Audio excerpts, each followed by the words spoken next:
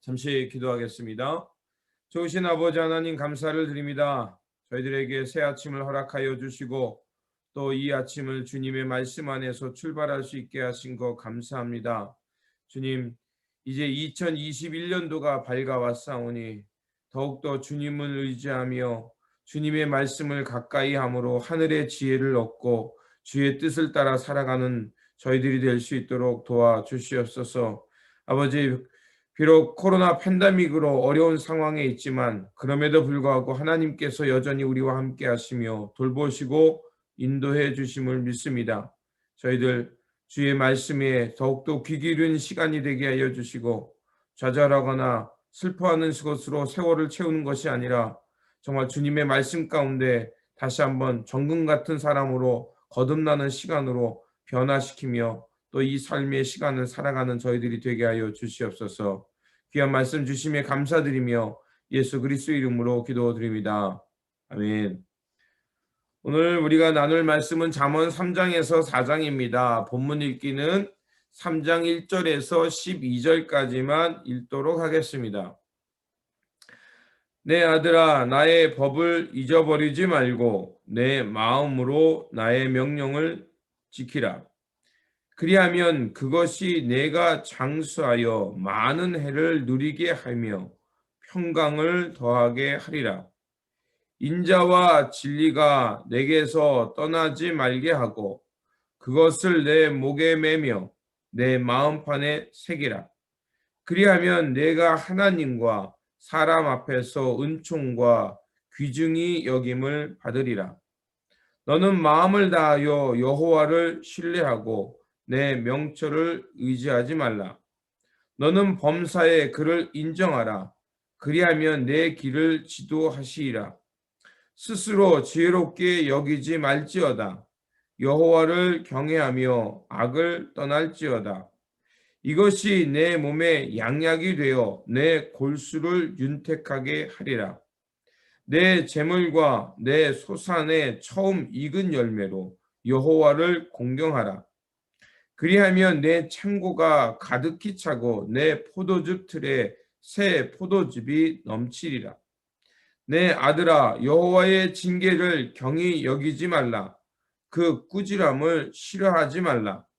대저 여호와께서 그 사랑하는 자를 징계하시기를 마치 아비가 그 기뻐하는 아들을 징계한 같이 하시니라. 아멘. 오늘 본문 말씀을 보면 이제 하나님의 의지하며 지혜를 얻고 사는 사람들의 특징에 대해서 말해주는 것을 볼 수가 있습니다. 3장을 보면 하나님의 지혜가 있는 사람의 특징들을 말해줍니다. 5절에 보면 첫째로 마음을 다하여 여호와를 신뢰하고 내 명철을 의지하지 말라고 말합니다. 즉 어느 순간에든지 항상 하나님을 먼저 의지하라는 것입니다. 사람은 익숙하다는 것, 내가 안다는 것에 대해서는 하나님을 의지하기보다는 자신의 생각을 의지할 때가 있습니다. 그러나 그것 때문에 우리는 걸려 넘어지기도 하고 실수를 하게 됩니다. 무엇보다도 우리가 하나님의 지혜 또 하나님의 뜻을 향해 살기 위해서는 먼저 하나님의 지혜를 의지하는 것이 필요하다는 것입니다. 항상 어느 순간에든지 하나님을 신뢰하고 주의 길을 묻는 것이 중요함을 알 수가 있습니다. 둘째로 6절에 너는 범사에 그를 인정하라. 그리하면 내 길을 지도하시리라. 범사에 하나님을 인정하고 하나님의 인도하심을 구하라는 것입니다.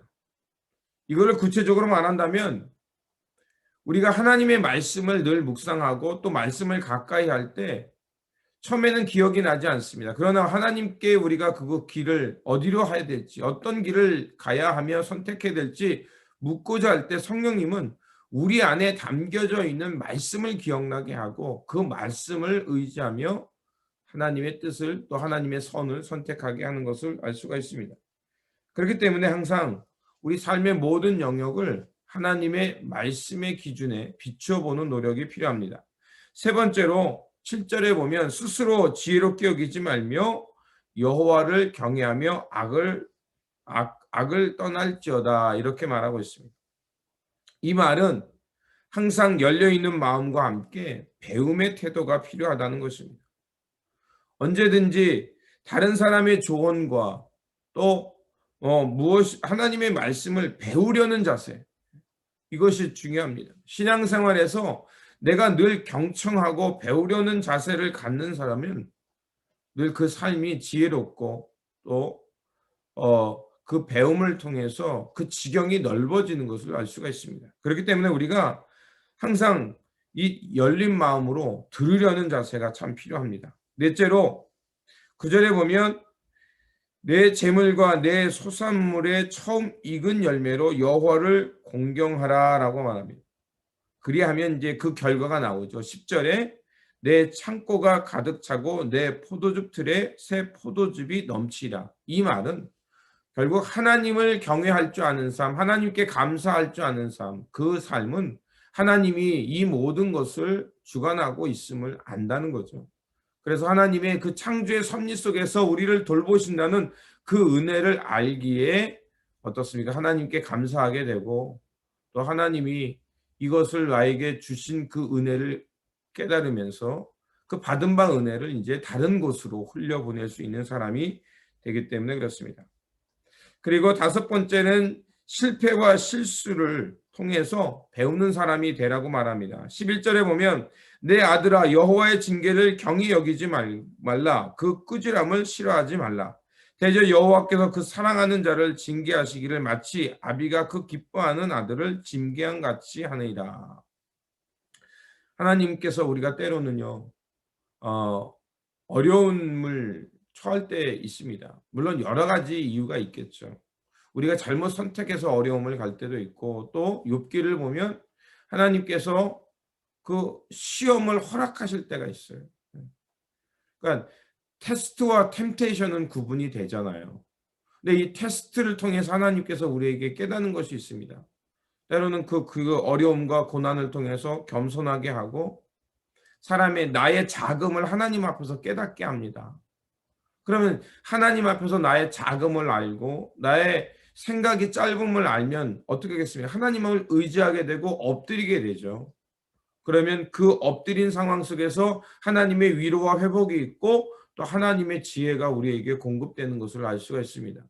그러면 우리가 깨어진 관계는 그것을 회복을 향해 노력할 것이고 실수를 바르게 인정하고 그것을 이제 그 길에서 돌이킬 줄 아는 사람이 되는 거죠. 그래서 사람이 지혜로워진다, 겸손해진다는 것은 바로 그 모든 순간들 또 특별히 고난을 통해서 하나님께서 우리에게 주신 유익들이 있거든요. 시편을 읽다 보면 특별히 시편 119편 같은 경우는 내가 고난을 통해 하나님의 율례를 배웠다라는 이런 표현들이 나옵니다. 이건 참 어려운 얘기지만 그러나 우리가 고난을 통해서 하나님의 그 위대함을 발견하기도 하고 고난을 통해서 또 내가 하나님을 의지하지 않고는 살 수 없구나라는 이런 것들을 알게 되죠. 그래서 항상 우리가 하나님을 향해서 또 하나님께서 우리의 삶을 주관한다는 생각을 갖게 되면 고난 속에도 하나님이 역사하고 있음을 알게 되고 또 하나님의 인도하심이 있음을 믿기에 그 고난 속에서도 우리가 좌절하지 않고 다시 일어날 수 있는 힘이 생기는 것입니다. 결국 이 말들을 이렇게 종합해 보면 하나님을 의지하며 살라는 것입니다. 하나님을 의지하라는 것은 하나님과 바른 관계를 늘 맺으며 살라는 거죠. 그렇게 살아갈 때 16절과 17절 그 지혜의 삶, 그 지혜로운 삶의 유익을 말하죠. 그래서 6절에 그의 오른손에는 장수가 있고 그의 왼손에는 부귀가 있나니 그 길은 즐거운 길이요 그 지름길은 다 평강이라. 평강을 다른 말로 샬롬이죠. 하나님의 평화가 있는 겁니다. 하나님의 평화가 있다는 것은 요약해서 말한다면 전쟁이 일단 첫 번째로는 전쟁과 같은 이런 위험이 없다는 거고 그것을 더 깊이 보면 내 마음에 꺼리낌이 없다는 거예요. 내 마음에 어느 것도 염려되거나 또 걱정스러운 것들이 없고 또 사람들과 아주 행복한 관계를 맺는 것, 그것이 샬롬입니다. 그러니까 단순히 우리가 있는 곳에 전쟁이 그치는 것뿐만이 아니라 내가 이웃들과 관계 속에서도 어느 것 하나 꺼리낌 없이 정말 기쁨과 바른 관계를 맺고 사는 것이 바로 평강, 샬롬의 삶인 것입니다. 그렇습니다. 이 말씀이 우리에게 말하는 것, 지혜자의 삶이라는 것은 항상 하나님을 의지하는 것입니다. 내 모든 삶의 순간 속에서 하나님을 인정하는 것입니다. 그것이 바로 지혜의 삶이라는 것이죠. 근데 문제는 뭡니까? 우리가 이 생각을 갖고 있지만 이 생각을 지키며 사는 것이 쉽게 되지 않습니다. 우리 무의식 속에 스스로 내가 지혜롭다고 생각하는 것들이 있기 때문에 그렇습니다. 그럴 때마다 우리는 자꾸 하나님을 망각하고 하나님의 길을 떠나 익숙함으로 살아갈 때가 있습니다. 하지만 우리가 분명한 것은 항상 깨어 하나님의 지혜를, 하나님의 진리의 말씀을 먼저 구하는 것이 필요합니다. 그러면 하나님께서 우리를 이렇게 지혜로운 삶으로 인도해 주실 거라 믿습니다. 또한 오늘 본문 마지막을 보면 이런 얘기도 있습니다. 도움을 우리에게 구하는 사람에게 주저하지 말라라고 얘기하고 있죠. 그러니까 지혜로운 삶이라는 것은 내가 누군가가 나에게 도움이 있을 때, 또 내가 누군가를 도울 수 있는 힘이 있다면 주저하지 말고 그들을 향해 베푸는 삶을 살라고 말합니다. 그리고 4장에서는 악한 길에 악인의 유혹에 대해서 말합니다. 악한 길이 우리에게 매혹적으로 보이는 거는 창세기에도 나와 있지, 보암직하고 먹음직한도 한 거는 그것이 나로 하여금 그렇게 될 수 있을 거라고 착각을 일으킵니다. 그게 문제인 거죠. 유혹이 있다라는 것은 그게 되겠는 걸라고 이렇게 착각을 일으키는 거예요. 악한 길을 떠나야 되는 이유는 우리가 거짓 성공, 지금 당장 큰 성공이 우리에게 있을 것 같다고, 노력 없이 큰 성공이 우리에게 주어질 것 같은 그 착각을 일으킵니다. 그래서 그 악한 길이 문제는 뭡니까? 우리로 하여금 거짓에 목매게 하고요. 또한 오늘 4장에서 말하는 건 캄캄한 길을 가다가 걸려 넘어지는데 내가 무엇 때문에 걸려 넘었는지를 모른다는 거예요. 하지만 이와 반대로 의인의 길은 처음에는 열매도 없고 미미해 보입니다. 그런데 마치 아침 해가 뜨고 낮이 되면 찬란하게 그것이 빛나는 것처럼 의인의 길은 처음에는 미미해서 열매가 없는 것 같이 안 보이지만 그러나 그 인생은 점점 더 밝아지고 하나님의 영광이 그 위에 찬란하게 빛난다는 거죠. 우리가 가야 할 길은 바로 의인의 길입니다. 처음에 지금 당장 열매가 보이지 않지만 그러나 하나님이 그와 동행함으로 이 아침 햇살이 점점 밝아지는 것처럼 이런 빛나는 삶을 사는 것이 필요하다고 말하고 있습니다. 그렇습니다. 지혜의 삶, 지혜로운 사람이라는 것은 삶의 현장 속에서 늘 하나님을 의지하고 진리의 말씀을 붙들고 사는 것입니다. 우리가 매 순간 이렇게 살아갈 때, 또 이러한 노력을 할 때 하나님께서 우리의 길을 인도해 주시고 우리의 삶은 형통과 평안의 삶으로 채워 주실 것입니다. 그러므로 이런 지혜의 삶, 지혜로운 사람이 되기 위해서 3장 1절이 말하는 것처럼 이 말씀을 내 마음에 새기라라고 말했습니다. 내 아들아, 나의 법을 잊어버리지 말고 내 마음으로 나의 명령을 지키라. 내 마음으로 하나님의 명령을 지키라는 거죠. 이걸 다른 말로 하면 하나님의 말씀을 마음에 새겨라.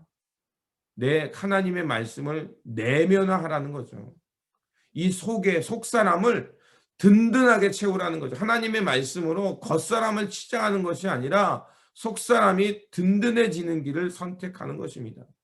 그 길을 갈 때 우리는 하나님의 지혜를 얻으며 하나님께서 주시는 평강 속에서 형통의 삶을 살게 될 것입니다.